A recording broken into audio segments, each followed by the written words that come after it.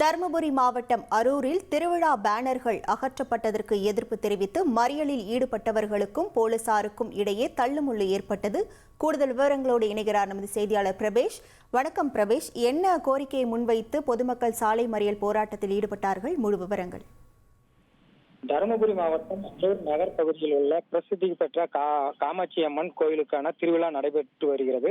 இதற்காக இந்த பகுதியைச் சேர்ந்த மக்கள் அரூர் பேருந்து நிலையம் முழுவதுமாக திருவிழாவிற்கு வரவேற்பு பேனர்கள் வைத்திருந்தனர். கடந்த சில நாட்களுக்கு முன்பு பெய்த மழையின் போது வரவேற்பு பேனர்கள் சரிந்து கீழே விழுந்தும் காற்றில் பறந்து பொதுமக்களுக்கு இடையூறு ஏற்படுத்தியுள்ளது. இதனால் அரூர் பேரூராட்சி நிர்வாகம் மற்றும் வருவாய்த்துறையினர் வரவேற்பு பேனர்கள் அனுமதி இல்லாமல் வைத்ததாக நேற்று அகற்றியுள்ளனர். இந்த நிலையில் நேற்று இரவு மீண்டும் வரவேற்பு பேனர்கள் வைத்துள்ளனர். இதை அறிந்த வருவாய்த்துறை பேரூராட்சி ஊழியர்கள் அனுமதி இல்லாமல் வைக்கக்கூடாது என கூறி அகற்றுள்ளனர். அப்பொழுது பேனர்கள் வைத்தவர்கள் கடும் வாக்குவாதத்தில் ஈடுபட்டு வந்தனர். ஆனாலும் வருவாய்த்துறையினர் பேனரை அகற்றியுள்ளனர். இதனால் ஆத்திரமடைந்த மக்கள் இன்று அரூர் ரவுண்டானாவில் திடீரென 200க்கும் மேற்பட்டோர் சுமார் 2 மணி நேரத்திற்கு மேலாக சாலை மறியலில் ஈடுபட்டனர். இதனால் போக்குவரத்து மிக கடுமையாக பாதிக்கப்பட்டுள்ளது.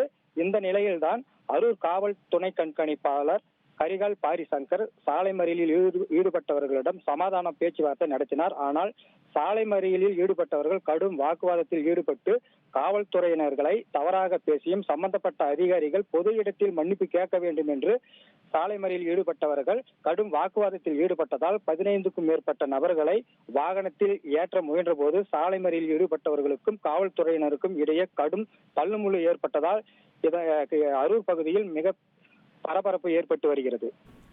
உங்கள் விவரங்களுக்கு நன்றி பிரபேஷ். உங்கள் தந்திவன் தொலைக்காட்சியில் ஓ பட்டர்ஃப்ளை ஞாயிறு தோறும் இரவு 8 மணிக்கு காண தவறாதீர்கள்.